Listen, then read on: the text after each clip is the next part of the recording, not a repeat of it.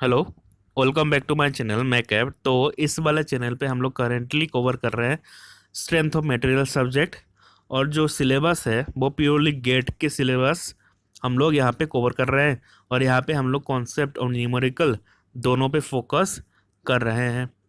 तो चलो आज के टॉपिक के ऊपर बात कर लेते हैं। तो आज हम लोग बात करेंगे एक्सिस के ऊपर कि सेंट्रोइडल एक्सिस क्या है, पोलर एक्सिस क्या है, लॉन्गिट्यूडिनल एक्सिस क्या है, major and minor principal axis क्या है, न्यूट्रल सरफेस क्या है, प्लेन ऑफ लोड्स क्या है और न्यूट्रल एक्सिस क्या है। तो आज का टॉपिक इसके ऊपर होने वाला है, तो ध्यान से सुनना। ठीक है, चलो अभी बात करते हैं न्यूट्रल सेंट्रोइडल एक्सिस क्या है। ठीक है, तो पहला तो है सेंट्रोइडल एक्सिस। सेंट्रोइडल एक्सिस तो एक क्या करते हैं, एक बीम है तो एक बीम को स्टडी करते हैं। एक रेक्टेंगुलर बीम ले लेते हैं, रेक्टेंगुलर बीम या रेक्टेंगुलर मेंबर। ठीक है, ये हो गया रेक्टेंगुलर बीम। तो सेंट्रल एक्सिस क्या है, कोई भी एक क्रॉस सेक्शन उठा लो। ये क्रॉस सेक्शन है, ये सब क्रॉस सेक्शन है ना। ये सब हो गया क्रॉस सेक्शन। क्रॉस सेक्शन तो कोई भी एक क्रॉस सेक्शन उठा लेते हैं यहाँ से। मान लो ये वाला क्रॉस सेक्शन उठा लेते हैं। ये वाला cross section rectangular cross section है, ये रेक्टेंगुलर क्रॉस सेक्शन है। तो इसको यहाँ पे ड्रॉ कर लेते हैं। तो इसको उठा के यहाँ पे ड्रॉ कर लेते हैं। इसको उठा के यहाँ पे ड्रॉ कर लेते हैं, रेक्टेंगुलर क्रॉस सेक्शन है ना। रेक्टेंगुलर क्रॉस सेक्शन यहाँ पे बना लेते हैं। तो बात कर रहे थे हम लोग सेंट्रोइडल एक्सिस के बारे में। तो सेंट्रोइडल एक्सिस को निकालने से पहले हम लोग को पता होना पड़ेगा सेंट्रोइड क्या है। सेंट्रोइड, तो सेंट्रोइड कैसे निकालते हैं ये तो अलग सा एक टॉपिक हो गया। ठीक है, वो निकाल लेना वैसे। तो यहाँ पे क्या होगा, रेक्टेंगुलर सरफेस है, रेक्टेंगुलर क्रॉस सेक्शन है। तो इसका सेंट्रोइड क्या होगा, इसका सेंट्रोइड होगा बीच में, middle of the cross section. Middle of the cross section होगा। तो हर एक क्रॉस सेक्शन के लिए अलग अलग सेंट्रोइड होगा। ठीक है, तो रेक्टेंगुलर के लिए डायरेक्टली हम लोग लिख सकते हैं कि बीच पे होगा, मतलब at the middle of the cross section होगा। तो सेंट्रोइडल एक्सिस क्या है, centroidal axis is any axis that passes through the centroid of the cross section। मतलब इस सेंट्रोइड से जितना भी एक्सिस पास होगा, ऐसे ऐसे ऐसे जितना भी, into the board, out of the board, है ना। ऐसे भी देखो, आर पार भी होगा। तो ये इसी का क्रॉस सेक्शन का ये सेंट्रोइड है। तो आर पार भी, ऐसे भी through through centroid, through centroid भी होना पड़ेगा। ठीक है, थ्रू थ्रू सेंट्रोइड होना पड़ेगा। तो जितना भी यहाँ पे एक्सिस सेंट्रोइड से पास हो रहा है, जितना भी एक्सिस सेंट्रोइड से पास हो रहा है, इन सभी एक्सिस को हम लोग बोलेंगे centroidal axis. Centroidal axis, simple यही कहानी था इसका। तो ये सेंट्रोइडल एक्सिस बोलेंगे। तो उसके बाद क्या आता है, पोलर एक्सिस, है ना। पोलर एक्सिस क्या होता है, पोलर एक्सिस तो रेक्टेंगुलर क्रॉस सेक्शन के बारे में बात कर रहे थे। रेक्टेंगुलर क्रॉस सेक्शन, इसका सेंट्रोइड ये होगा। तो पोलर एक्सिस क्या है, polar axis is the centroidal axis which is perpendicular to the plane of cross section. तो ये तो क्रॉस सेक्शन है, इसके परपेंडिकुलर एक्सिस कौन सा होगा, जो ये सेंट्रोइड के आर पार, जो बोर्ड के आर पार जा रहा है, इनटू द बोर्ड और आउट ऑफ द बोर्ड। मतलब इस वाले एंगल से अगर देखें तो ये सेंट्रोइड है, तो इसके आर पार परपेंडिकुलर, ये जो एक्सिस और जो क्रॉस सेक्शन के बीच में एंगल है वो 90 डिग्री है। तो वो वाले एक्सिस को हम लोग बोलेंगे पोलर एक्सिस। पोलर एक्सिस, तो पोलर एक्सिस भी one kind of central axis है, सेंट्रोइडल एक्सिस है। तो ये हो गया पोलर एक्सिस। ठीक है, ये हो गया। तो जल्दी से हम लोग बातें करते हैं अभी, लॉन्गिट्यूडिनल एक्सिस क्या है। लॉन्गिट्यूडिनल एक्सिस, लॉन्गिट्यूडिनल एक्सिस तो हम लोग बात कर रहे थे रेक्टेंगुलर क्रॉस सेक्शन पे। ये रेक्टेंगुलर क्रॉस सेक्शन के बारे में बात कर रहे थे, है ना। ये हो गया। तो लॉन्गिट्यूडिनल एक्सिस क्या है, लॉन्गिट्यूडिनल एक्सिस है मेंबर। तो ये मेंबर के बारे में बात कर रहे थे। Member is an imaginary line joining the centroid of every cross section. तो ये क्रॉस सेक्शन है, ये बहुत सारे क्रॉस सेक्शन है, मेंबर बहुत सारे क्रॉस सेक्शन है। तो इन सब में सब क्रॉस सेक्शन का जो सेंट्रोइड है, तो ये रेक्टेंगुलर है, रेक्टेंगुलर क्रॉस सेक्शन है, तो इसके बीच में होगा इसका सेंट्रोइड। तो हर एक क्रॉस सेक्शन का सेंट्रोइड जो है, इन सेंट्रोइड को ज्वाइन करने के बाद जो एक लाइन आता है, उस लाइन को हम बोलेंगे लॉन्गिट्यूडिनल एक्सिस। Longitudinal axis. तो यहाँ पे और एक स्टेटमेंट क्या दे सकते हैं कि जो ये लॉन्गिट्यूडिनल एक्सिस है वो कोइंसाइड कर रहा है, कोइंसाइड कर रहा है पोलर एक्सिस से, पोलर एक्सिस से कोइंसाइड कर रहा है। ये हम लोग यहाँ पे स्टेटमेंट दे सकते हैं। ठीक है, ये हो गया। तो अभी बात करेंगे हम लोग, तो चलो अभी हम लोग बात करते हैं major and minor principal axis के बारे में। Major and minor principal axis, तो यहाँ पे देखते हैं, यहाँ पे क्या था, ऊपर हम लोग यहाँ पे बात किए थे, देखो सेंट्रोइडल एक्सिस, ये सेंट्रोइडल एक्सिस था कोई भी एक क्रॉस सेक्शन का। तो there are infinite number of centroidal axis are present in the cross section. तो उसमें से दो ऐसे एक्सिस होंगे जिसके about second moment of area is largest होगा और एक में लीस्ट होगा।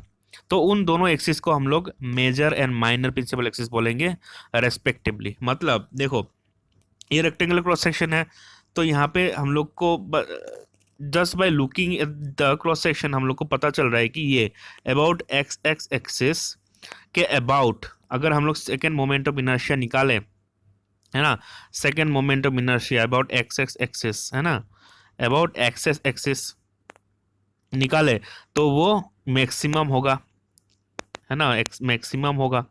ये सेकेंड मोमेंट ऑफ इनर्शिया, इसको अगर निकाले रेक्टेंगल के लिए और इसका डिस्टेंस अगर h हुआ और इसका डिस्टेंस अगर b हुआ तो ये आ जाएगा BH³/12।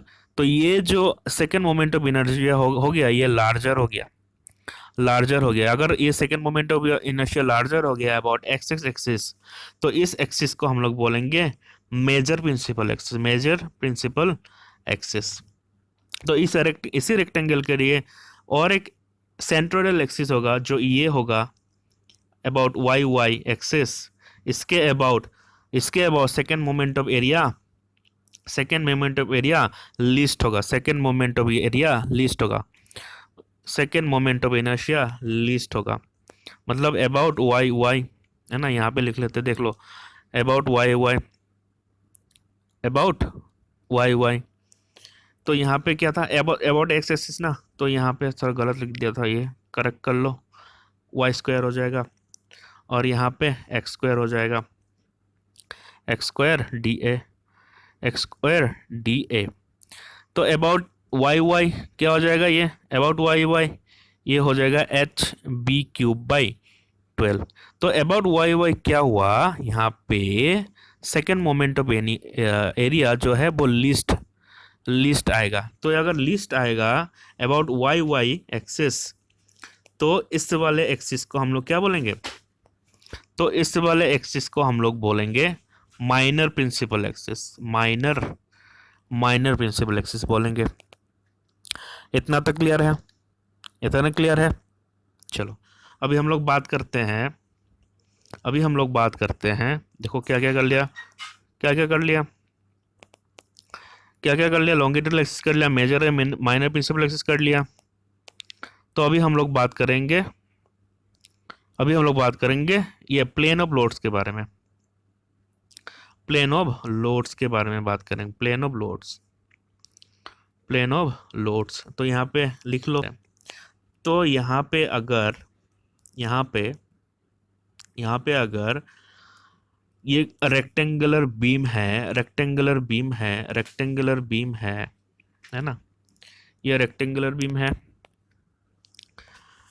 और ये रेक्टेंगुलर बीम है, तो यहाँ पे अगर हम लोग क्या करते हैं, मोमेंट अगर लगा दे, यहाँ पे अगर हम लोग मोमेंट लगा दें, ऐसे मोमेंट लगा दें, ऐसे अगर मोमेंट लगा दे तो फिर क्या होगा, ऐसे हम लोग मोमेंट लगा दे एम, ठीक है, ऐसे मोमेंट लगा दे, बेंडिंग मोमेंट, ये बेंडिंग मोमेंट है, ये वर्टिकल प्लेन पे लग रहा है, देखो अबाउट एक्स एक्स एक्सिस पे होगा ये, about axis axis, about X X axis, मतलब ये बेंडिंग जो है अबाउट एक्स एक्स एक्सिस पे होगा। अगर इसे बेंडिंग लगा दिया तो क्या हो रहा है, बेंडिंग मोमेंट प्रोड्यूसेस क्या, normal load on the cross section. तो ये बेंडिंग मोमेंट लगा, ऐसे लगा, ऊपर की तरफ कॉन्ट्रैक्शन हो रहा है, तो ऊपर की तरफ क्या हो गया, ऊपर की तरफ हो गया हम लोग का कॉन्ट्रैक्शन। तो ये नॉर्मल लोड लगेगा, पी ऊपर की तरफ लगेगा, और नीचे की तरफ क्या होगा, नीचे की तरफ नॉर्मल लोड लगेगा, वो होगा टेंसाइल इन नेचर, नीचे की तरफ टेंसाइल इन नेचर, ये डेवलप होगा। और अगर इन दोनों के बीच डिस्टेंस अगर डी हुआ तो मोमेंट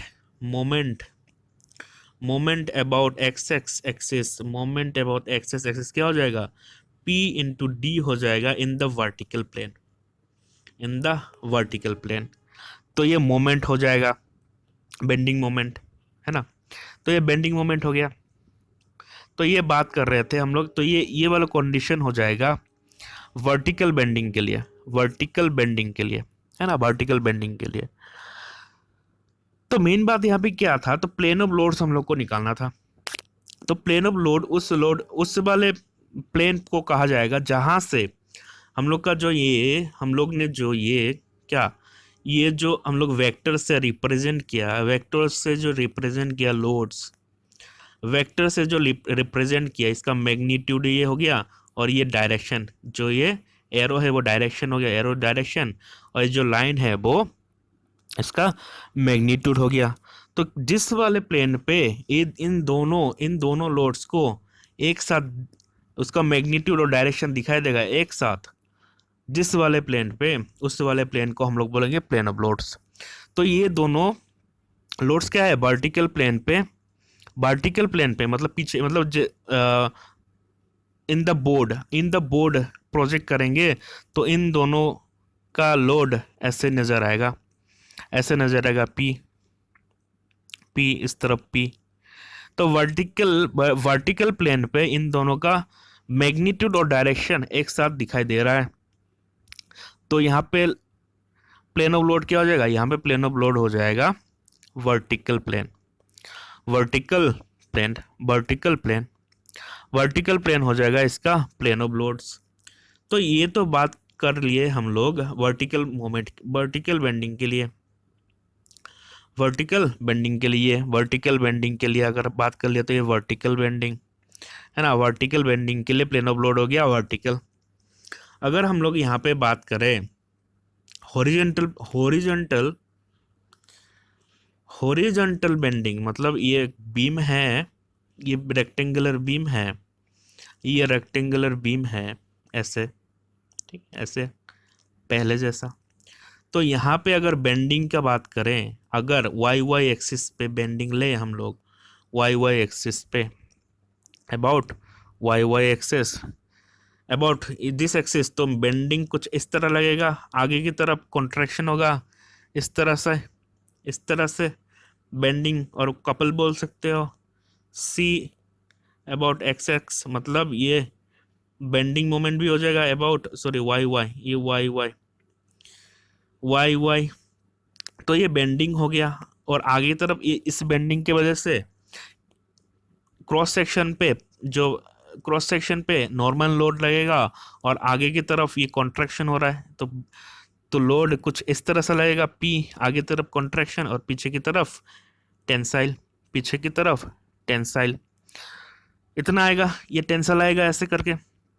अगर अभी हम लोग बात करें डिस्टेंस, इन दोनों फोर्सेस के अगर डिस्टेंस अगर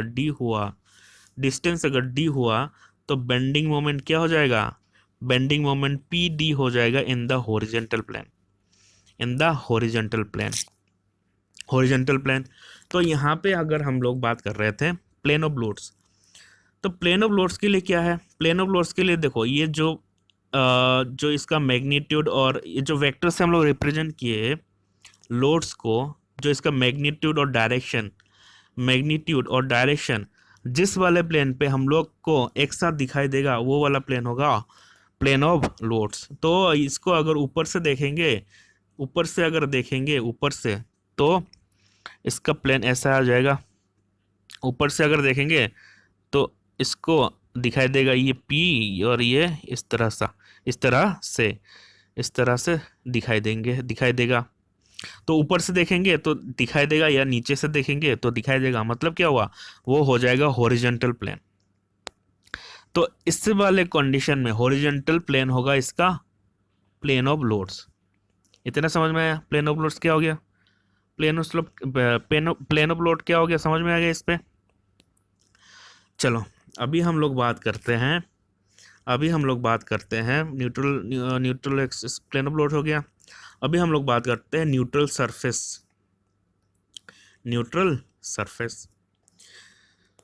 तो न्यूट्रल सरफेस के बारे में हम लोग बात करेंगे यहाँ पे। न्यूट्रल सरफेस है ना, तो एक रेक्टेंगुलर बीम था, ये रेक्टेंगुलर बीम है, ये रेक्टेंगुलर बीम है। तो यहाँ पे हम लोग क्या करते हैं? एक मोमेंट लगा देते हैं, बेंडिंग मोमेंट है ना, बेंडिंग मोमेंट लगा देते हैं अबाउट एक्सिस, इस वाले एक्सिस से अबाउट एक्सिस है ना, बेंडिंग मोमेंट लगा देता है, ये मोमेंट लग गया। तो न्यूट्रल सरफेस क्या है? After bending the surface remained unchanged. मतलब बेंडिंग से पहले का जो सरफेस का डिस्टेंस है, लेंथ है, वो बेंडिंग के बाद भी उसका लेंथ सेम होगा। तो ये अगर हम लोग ने ये वाला बेंडिंग यूज़ किया, मतलब ऐसे बेंडिंग, तो ये जो है कुछ इस तरह आएगा, इस तरह ऊपर की तरफ कॉन्ट्रैक्शन और नीचे की तरफ टेंसाइल। तो ये आ जाएगा ऊपर की तरफ कॉन्ट्रैक्शन और नीचे। और जो ये वाला सरफेस है, एक सरफेस होगा जो अनचेंज्ड होगा, ये न्यूट्रल सरफेस बोलेंगे इसको। न्यूट्रल सरफेस, इस वाले सरफेस को न्यूट्रल, जहां पे इसका लेंथ चेंज नहीं होगा। मतलब देखो इस वाले में, देखो यहाँ पे देखो, तो ये बेंडिंग जो लग रहा है वो वर्टिकल प्लेन पे लग रहा है। यहाँ पे हम लोग दिखाई दे रहा है क्लियरली, वर्टिकल प्लेन पे लग रहा है। अगर बेंडिंग वर्टिकल प्लेन पे लग रहा है, तो जो इसका न्यूट्रल सरफेस होगा वो हॉरिजॉन्टल प्लेन होगा। अगर यहाँ पे और एक बात कर दें, ये अगर प्योर बेंडिंग है ना, प्योर बेंडिंग की बात करें, अगर प्योर बेंडिंग हुआ तो जो न्यूट्रल सरफेस जो बनेगा वो लॉन्गिट्यूडिनल एक्सिस से पास करेगा। पहली बात तो ये क्या है? पहली बात तो ये हॉरिजॉन्टल प्लेन बनेगा। क्योंकि जो बेंडिंग है वो वर्टिकल प्लेन है, जो बेंडिंग है वो वर्टिकल प्लेन पे हो रहा है। तो इसका जो न्यूट्रल सरफेस बनेगा वो हॉरिजॉन्टल प्लेन पे बनेगा। हॉरिजॉन्टल प्लेन पे बना लिया। अगर यहाँ पे दूसरा कंडीशन आ जाता है कि प्योर बेंडिंग हुआ, तो ये जो न्यूट्रल सरफेस है वो लॉन्गिट्यूडिनल एक्सिस से पास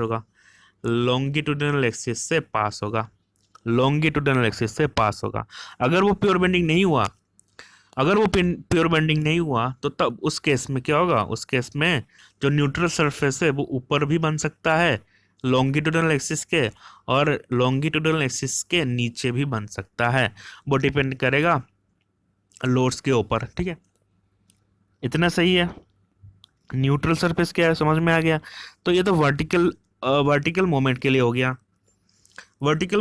हो गया। तो अभी हम लोग बात करते हैं neutral surface if the bending moment is in the horizontal plane. In the horizontal plane. तो ये रेक्टेंगुलर बीम है, ये रेक्टेंगुलर बीम है ना, ये रेक्टेंगुलर बीम है। और यहाँ पे अबाउट वाई वाई एक्सिस है ना, अबाउट वाई वाई एक्सिस अगर बेंडिंग हो मतलब ऐसे बेंडिंग, ठीक है, अगर इस ऐसे अगर बेंडिंग हो, हाँ ऐसे अगर बेंडिंग हो हॉरिजॉन्टल प्लेन पे, ये हॉरिजॉन्टल प्लेन में बेंडिंग हो रहा है, हॉरिजॉन्टल बेंडिंग है, तो तो क्या होगा, तो ये जो बेंडिंग है वो हॉरिजॉन्टल प्लेन में बन रहा है, तो इसका जो न्यूट्रल सरफेस है वो वर्टिकल प्लेन होगा, वो वर्टिकल प्लेन होगा। और दूसरा कंडीशन, अगर ये प्योर बेंडिंग हुआ, दूसरा कंडीशन अगर अभी प्योर बेंडिंग हुआ तो जो न्यूट्रल सरफेस बनेगा वो लॉन्गिट्यूडिनल एक्सिस से पास होगा। पहला तो ये वर्टिकल प्लेन बनेगा, ऐसे होगा वर्टिकल प्लेन, पहले तो ये वर्टिकल प्लेन बनेगा। क्यों? क्योंकि ये जो मोमेंट है वो हॉरिजॉन्टल प्लेन पे हो रहा है, मोमेंट हॉरिजॉन्टल प्लेन पे बन रहा है, हॉरिजॉन्टल प्लेन में बन रहा है, तो इसका जो न्यूट्रल सरफेस है वो वर्टिकल प्लेन होगा, और उसके वाइस वर्सा ऊपर पे हम लोग देख चुके हैं वर्टिकल बेंडिंग के लिए, तो यहाँ पे वर्टिकल सरफेस होगा। अगर कंडीशन 2 भी लगा दे कि ये प्योर बेंडिंग हुआ तो जो न्यूट्रल सरफेस है वो लॉन्गिट्यूडिनल एक्सिस से पास होगा, लॉन्गिट्यूडिनल एक्सिस से पास होगा। अगर वो प्योर बेंडिंग ना हुआ तो जो न्यूट्रल सरफेस जो बना है वो लॉन्गिट्यूडिनल एक्सिस के आगे भी बन सकता है और पीछे भी बन सकता है, लेकिन लॉन्गिट्यूडिनल एक्सिस में नहीं बनेगा अगर वो प्योर बेंडिंग ना हुआ तब। तो इतना समझ में आया। तो यहाँ पे मैं क्या बताने की कोशिश कर रहा हूँ कि देखो, अगर वर्टिकल बेंडिंग हुआ, जो वर्टिकल बेंडिंग हुआ तो न्यूट्रल सरफेस हॉरिजॉन्टल प्लेन पे बनेगा, और यहाँ पे अगर प्योर बेंडिंग भी हुआ तो जो न्यूट्रल सरफेस है वो लॉन्गिट्यूडिनल एक्सिस से पास करेगा, और यहाँ पे वर्टिकल बेंडिंग, यहाँ पे हॉरिजॉन्टल बेंडिंग हो रहा था, तो ये जो न्यूट्रल सरफेस बना वो वर्टिकल प्लेन पे बना, ठीक है। और जो प्योर बेंडिंग होगा तब लॉन्गिट्यूडिनल एक्सिस से पास करेगा। इतना सही है? चलो इतना सही है। तो अभी हम लोग बात करेंगे न्यूट्रल एक्सिस क्या होता है उसके बारे में। न्यूट्रल एक्सिस क्या है? तो एक रेक्टेंगुलर बीम बना लेते हैं, यहाँ पे रेक्टेंगुलर बीम ना, रेक्टेंगुलर बीम बना लेते हैं ऐसे। तो रेक्टेंगुलर बीम है ये, ऐसे बना, और यहाँ पे अगर वर्टिकल मोमेंट हम लोग लगाए, है ना, वर्टिकल मोमेंट है, तो एक तो बात है यहाँ से न्यूट्रल सरफेस कहाँ पे बनेगा, हॉरिजॉन्टल प्लेन पे, और अगर प्योर बेंडिंग हुआ तो जो ये न्यूट्रल सरफेस बनेगा वो कहाँ से पास करेगा, वो पास करेगा लॉन्गिट्यूडिनल एक्सिस से पास करेगा। तो इतना तो ऊपर ही पढ़ चुके हैं। तो यहाँ पे न्यूट्रल एक्सिस क्या होगा, न्यूट्रल एक्सिस का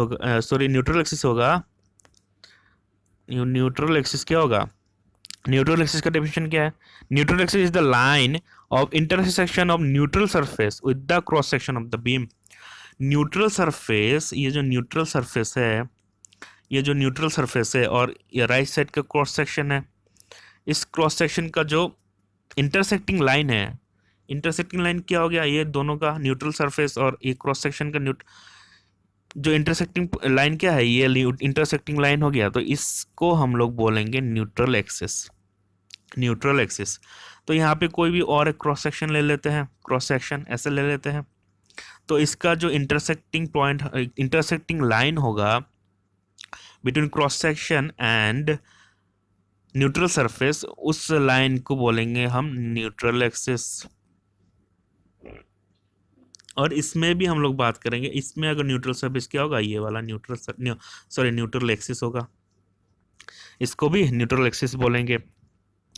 अगर यहाँ पे बात करें प्योर बेंडिंग की बात करें, प्योर बेंडिंग अगर होगा तो न्यूट्रल एक्सिस क्या होगा, न्यूट्रल एक्सिस हो जाएगा one of the centroidal axis, one of the centroidal axis.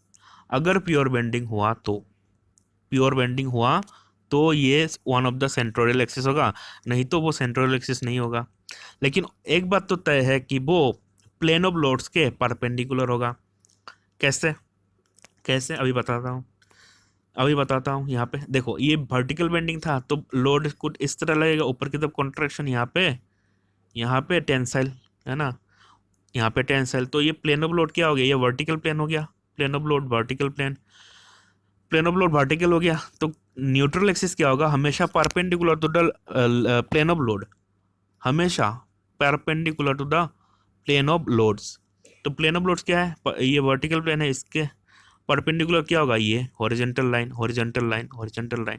तो ये हमेशा perpendicular to plane of loads होगा। ये तो 100% सही है, 100% गारंटी है कि ये परपेंडिकुलर ही होगा। ठीक है, इतना सही है, इतना सही है।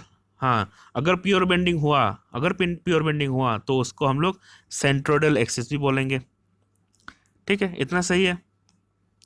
तो ये हो गया वर्टिकल लोडिंग के लिए, वर्टिकल लोडिंग। तो यहाँ पे अगर बात करें न्यूट्रल एक्सिस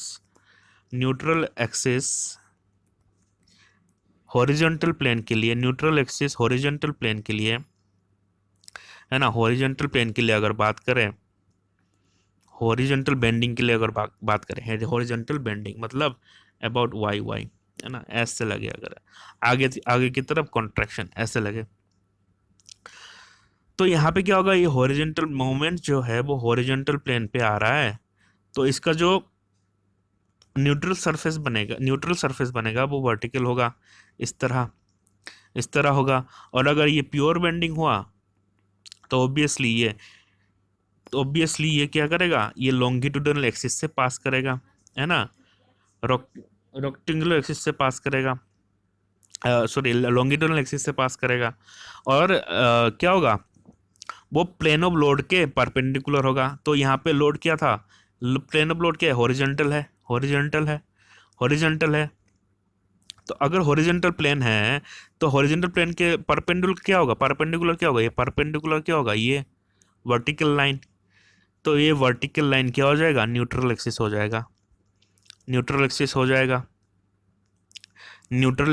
जाएगा। मतलब देखो, न्यूट्रल एक्सिस का डेफिनेशन क्या है, न्यूट्रल एक्सिस का डेफिनेशन है जो क्रॉस सेक्शन होगा, जो इसका क्रॉस सेक्शन है और जो न्यूट्रल सरफेस है, इन दोनों का इंटरसेक्टिंग लाइन, मतलब ये न्यूट्रल एक्सिस, इन दोनों का, ये यहाँ पे अगर क्रॉस सेक्शन बनाते हैं तो इस क्रॉस सेक्शन और न्यूट्रल सरफेस का जो इंटरसेक्टिंग लाइन है उसको हम लोग बोलेंगे न्यूट्रल एक्सिस। और एक बात तो दावे के साथ कर सकते हैं कि जो न्यूट्रल एक्सिस है वो हमेशा प्लेन ऑफ लोड्स के परपेंडिकुलर होगा, ये प्लेन ऑफ लोड्स है इसके परपेंडिकुलर होगा। ठीक है, इतना तो कह ही सकते हैं। ठीक है, तो समझ में आ गया न्यूट्रल एक्सिस क्या है, ये समझ में आ गया न्यूट्रल एक्सिस क्या है। ठीक है, न्यूट्रल एक्सिस है कोई भी क्रॉस सेक्शन और न्यूट्रल सरफेस का जो इंटरसेक्टिंग लाइन है उसको हम बोलेंगे न्यूट्रल एक्सिस। और जब प्योर बेंडिंग का टाइम आएगा तो जो न्यूट्रल एक्सिस है वो one of the centroidal axis बन जाएगा ऑटोमेटिकली प्योर बेंडिंग की तरफ। अगर प्योर बेंडिंग ना हुआ तो neutral axis just a line हो जाएगा। ठीक है, न्यूट्रल एक्सिस वो सेंट्रोइडल एक्सिस नहीं होगा, है ना। चलो इतना समझ में आया। तो आज का टॉपिक हम लोग करते हैं यहाँ पे ख़त्म। तो हम लोग मिलेंगे नेक्स्ट वाले लेक्चर पे, जहाँ पे हम लोग बेंडिंग मोमेंट का इक्वेशन जो है उसके बारे में हम लोग बातें करेंगे। ठीक है, उसके बारे में हम लोग बातें करने वाले हैं। तो चलो मिलते हैं नेक्स्ट वाले लेक्चर पे।